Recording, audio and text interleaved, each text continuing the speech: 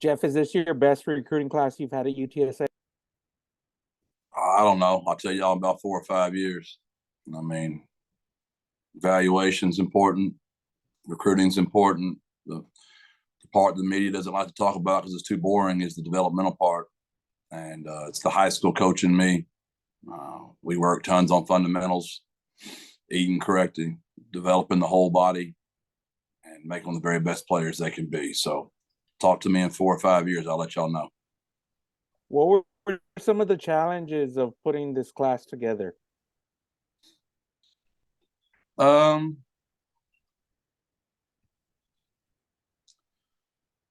just a new world. I mean, it's a new world, and still trying to get young men to understand that relationships, player development are still important, and we're in a new time, and you either adjust or you're a dinosaur. So we got to adjust and keep moving.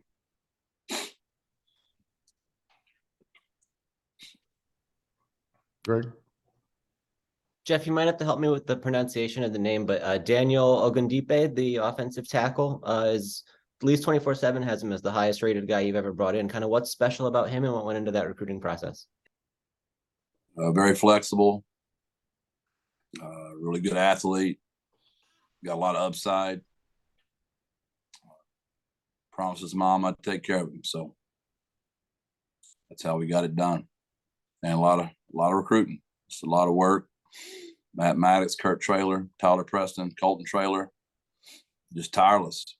And my staff, and Hunter Ritterman, who's our head of recruiting, who took over for Joe Price from the last 2 years, did an amazing job of organizing us and staying at it. We don't have a recruiting staff. We are the recruiting staff, right? So our coaches do a lot of double timing. And moving into this new conference, it's going to be a really hard task to continue to ask our coaches to do all that. We're going to have to get a recruiting department in here to handle a lot of the workload because we're double timing this. You guys hit the running backs group pretty heavily in this class. I think it was 3 guys that you brought. Why was it important? Since you cover us every day, maybe for the rest of the world, they might not know how voided we were at that room. So, our top 2 backs both graduated, and we had to address that need and get that room fixed immediately. And you guys added Owen McCown as one of the last guys that was announced today. What does it mean to you to be coaching another player from that family, and what does he bring to the table for that room? He started 4 games at Colorado. We're also excited about Jackson Gilkey. These guys aren't dumb. They know Frank's going to graduate, believe it or not, one day. And they know we've got a really good thing going here. We throw the ball indoors, and we like to throw it a lot. We snap the ball approximately 80 times a game. So you can have some really good statistics. And obviously my relationship there helped, but I've made no promises to anybody. The only promise is Frank Harris is the starting quarterback. And the day he graduates, there'll be an open competition. And Eddie Lee and Cam and Diego and all those guys can jump in there. And it's a new world, man. I mean, y'all know what this is like. It's a new world. You better rebuild 1 year at a time. The days of building for 3 and 4 years down the road are over. These are all 1 year deals nowadays. Is it special to you to be coaching another McCown again after having the 3 from the older generation at Jacksonville? I love all my kids. I mean, I love Eddie Lee. I love Jackson. Coaching every kid's special. Okay, Don. Jeff, it looked like you added a lot of size on the offensive line, and some also the DB from Sam Houston. Cam Alexander has a lot of experience, and also in the JUCO ranks, you get some size from the JUCO on the O line and some experience both at defensive back and running back. Can you talk about Cam in particular? Well, that's an area of need. We feel really good about our roster. Xavier Spencer got injured. That hurt him at the end of the year. DeJuan Griffin got injured. Zay Frazier's really producing, coming on. Obviously, Nick Fortune had a really good season, but we need to address that corner room, as you can tell, by taking 3. We got a seasoned vet in Cam and 2 young corners that we feel really good about. That's the beautiful thing about the transfer portal. It's the bad thing about it. A lot of great high school players are getting left out. So we're trying to be blended. Like the first day I told y'all when I met y'all, we're trying to have a blended roster, a few 4-for-4s, a few junior college, and as many high school kids we can that fit Power 5 measurables. I know that you said you have a mix of high school and JUCOs. It looks to me like on the offensive line, you guys are wanting grown men there, and you got some really big size on some of these JUCOs that you're getting, and transfer portals on the O line. Well, we just haven't been as large up there as we need to be. You got to have length, and we've been a really good inside zone team, GT, GY, but we'd like to get better at outside zone. So we need some length and some athleticism to help on the line. We're losing Maka and KD, which have been 2 3-year starters for me. That was an area of need as well, and we feel really good about the kids that we got. You're kind of downplaying this, but Rivals has you as number 1, tied with Memphis for group of 5 best classes. I mean, you guys seem to have knocked it out of the park. I didn't come here to be the best G5. I want us to get Power 5. So to me, we're 55 spots behind where we need to be. We got to get our NIL money up, or we're never going to get there.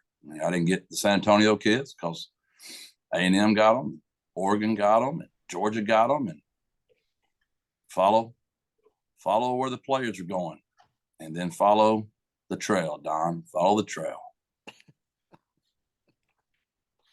Thanks, Jeff. Hey, Greg.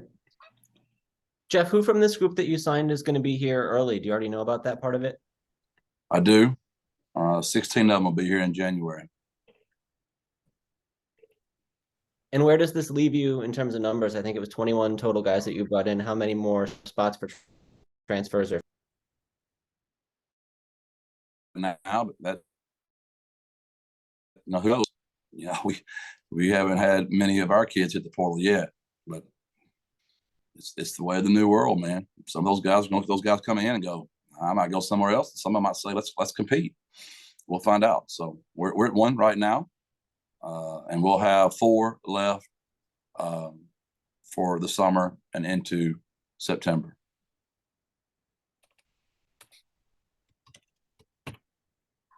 I say 1. We're figuring on a couple more kids that we've got committed that you guys don't know about yet. They're wanting to do a little signing day party, so we haven't announced them yet. So if we really get those, we'll have 1. If we were to not get those couple of kids, we could be up to 2 or 3. To just be totally honest, which I don't know if you can ever do that in recruiting, right?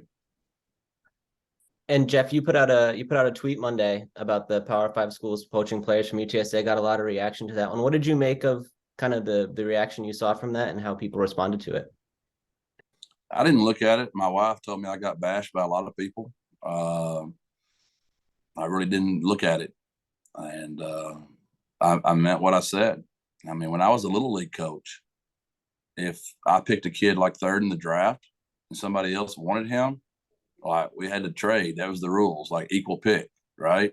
Well, if we can figure out little league, the state of Texas has figured it out. They've got district executive committees. Those superintendents rule over the district. If the people don't like that rule, it goes to the UIL. And the UIL makes the final decision.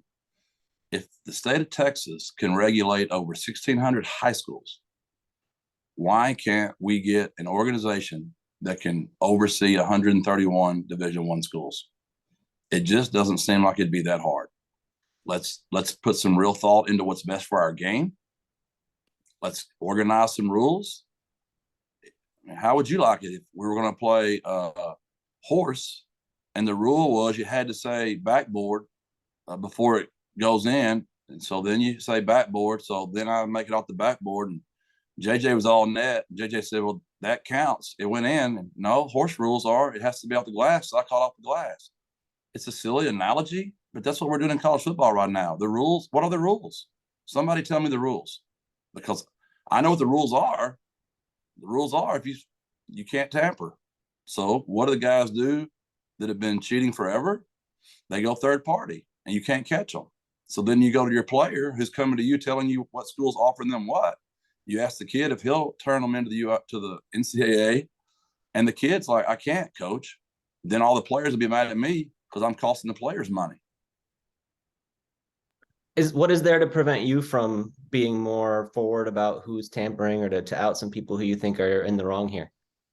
Well, as my wife told me, they're going to all say I'm just about spoilt milk. And the truth is, you can't prove it. Those guys have been doing this for years. It's NIL. Now it's legal. They've got agents. There's a workaround. You're not going to get a text. You're not going to get a screenshot. They're really good at what they do. And it's going to take some serious enforcement to make guys quit it.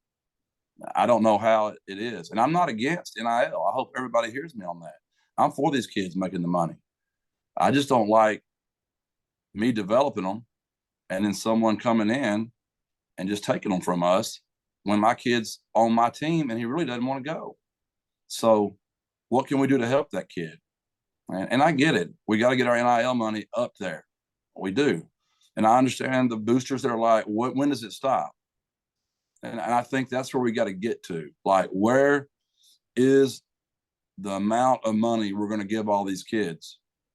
And once we get to there, at least they'll let ADs and coaches and presidents know what we're all trying to do. I feel bad. I'm so thankful for Martin Salinas and April and Pat for the 210, inspired.org. I'm thankful for what Bob Wills has got going, that PM group. I'm thankful for Runners Rising. Those guys are busting their tails, but at what point are they going to look at me and go, Coach, when's enough? And I would like to get it to a point where all my kids at UTSA are getting a couple $1,000s a month, and they do community service for that. Go speak to children, go read to children, go serve at, food shelters, whatever that looks like for San Antonio. Serve the city. And then anything they make above that, that's good. Go make what you want to. I hope we can get to that model. If we can get my assistant coaches pay up where it needs to be and our NIL money up where it needs to be, I will retire here and we'll win a lot of ball games together. But if we can't get those two things, I can't keep up. I've lost 5 coaches in 3 years, and we've got to get our pay up. And so we're going to need help. It's going to take people in the city, if they think we're worth the investment, to help us. Don, back to you. Hey, Jeff, did you get an answer from the NCAA? I mean, you called them out in that tweet, saying, what do we have to do? Have you heard from anybody with any sort of authority? Yes, sir. I spoke with them before I put the tweet out. They want to catch them too. They don't have the manpower, and they need me to go on record saying who. And then it's going to be my word versus his word. And I don't want to get my players in that because I've already talked to them. They really don't want to go down that road. But the person that's doing it and the people that are doing it, they saw my tweet. And it's probably just going to up the money for my kids. And if they leave, good. Maybe it helped them in their pocketbook. I don't know. Are you confident that the culture that you have built with some of these young players who would be on their radar would keep them here despite the monetary advantage to go somewhere else? I told y'all last year that we weren't going to pull this miracle off again. I'm grateful for Martin and April and Pat and Bob and Runners Rising, because they're going to stymie the tide because our guys here are doing decent. But let's be honest, the couple that came to me that got offered the money, they're going to their NIL deals here. There's no way. I don't know what those are exactly, but there's no way they compare to what they turned down. I don't know how much longer we'll be able to fend that off. I hope we can. We're going to have a very special team. We've proven our guys can get the National Football League from right here. And I pray they don't. But sometimes if that money gets too large, I'll have to tell them I don't blame them. Same thing I had to tell Will Stein. Same thing I had to tell Barry Lundy Jr. Same thing I had to tell Rod Wright. All right. Sometimes you got to tell them, I don't blame you. You got to go.